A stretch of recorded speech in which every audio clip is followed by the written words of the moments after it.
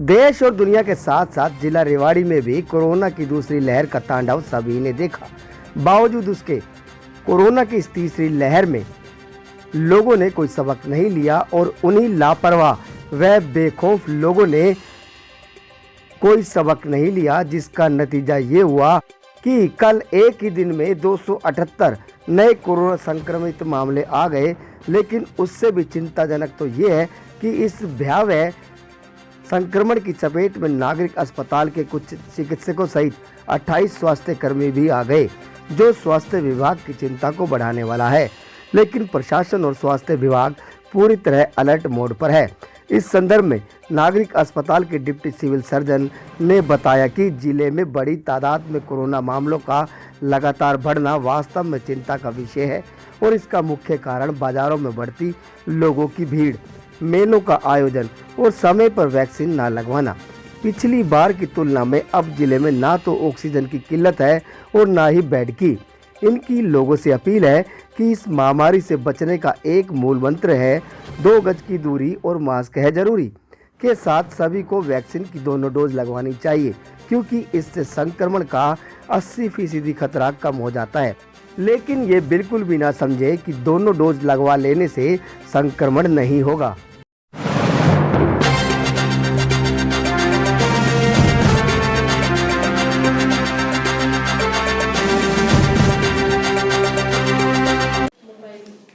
Doctor साहब क्या कहेंगे, क्या रीज़न कि दिसंबर माह के अंदर जो ज़िला रेवाड़ी बिल्कुल एकदम कोरोना मुक्त था, तो पिछले 24 घंटे में 278 केसों का आना कहीं ना कहीं स्वास्थ्य विभाग की चिंता को तो बढ़ाएगा। बिल्कुल, ये हमारे सभी की स्वास्थ्य विभाग के साथ साथ बाकी भी चिंता का विषय है, क्योंकि हमारे पूरे देश में केसेस बढ़ रहे हैं।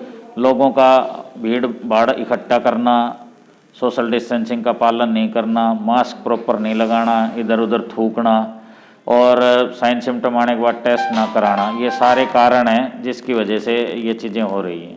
अब टोटल पिछले 24 घंटे की बात करें तो कितने केस आए और अभी टोटल कितने एक्टिव केसेज हैं? कल हमारे जो थे कि 278 पॉजिटिव केसेज आए थे और अब तक हमारे 598 एक्टिव केस हैं। 598 में से हमारे 9 एडमिट हैं, जो विभिन्न अस्पतालों में एडमिट हैं। पर सुखद विषय ये है कि किसी को भी कोई गंभीर तकलीफ नहीं है, कोई ऑक्सीजन या वेंटिलेटर पे नहीं है। अगर बात करें यहाँ पर एडमिशन की तो कितने एडमिट है अलग अलग हॉस्पिटल? हमारे टोटल जिले में 9 पेशेंट एडमिटेड हैं। तो अभी लोगों की जिस प्रकार से लगातार लापरवाही बढ़ रही है, इसको लेकर स्वास्थ्य विभाग की चिंता स्वाभाविक है। व्यवस्थाएं क्या है ऑक्सीजन और बेड्स को लेकर? हमने पहले के मुकाबले लगभग 3 गुना बेड कर दिए हैं। ऑक्सीजन की हमारे यहाँ ज़िले में कोई कमी नहीं है। पिछली बार कोई भी ऑक्सीजन प्लांट नहीं था हमारे हॉस्पिटल में। अब हमारे पास 2 ऑक्सीजन प्लांट हैं, जिसमें एक 500 लीटर प्रति मिनट का है और दूसरा 1000 लीटर प्रति मिनट का है। इसके अलावा हमारे फील्ड में भी कोसली और जो बावड़ के हॉस्पिटल हैं उनमें भी ऑक्सीजन प्लांट लगाए गए हैं और हमारे पास ऑक्सीजन स्टोरेज का भी प्लांट है। सिलेंडर भी हमारे पास पहले से ज़्यादा आ गए हैं। इसके साथ साथ जो प्राइवेट हॉस्पिटल्स हैं उनमें भी ऑक्सीजन प्लांट लगाए गए हैं।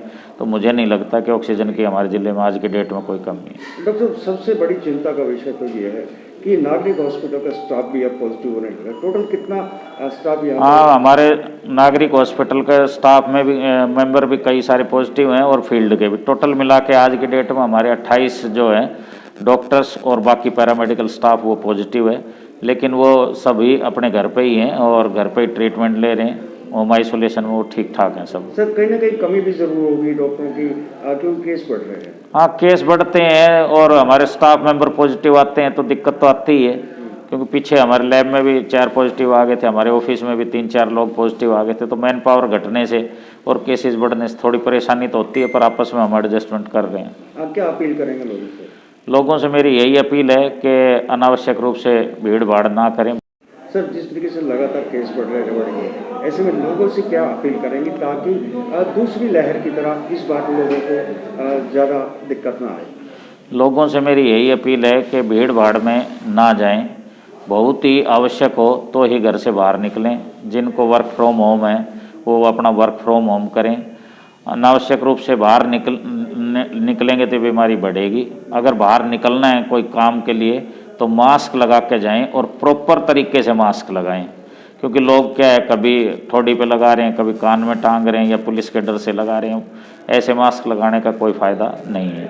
वैक्सीनेशन की बात करें तो कितना वैक्सीनेशन हो? वैक्सीनेशन जो है हमारा जो हेल्थ केयर वर्कर और फ्रंट लाइन वर्कर या 45 अबव या अबव 60 लगाएं तो पहली डोज हमारी 107% हो गई है।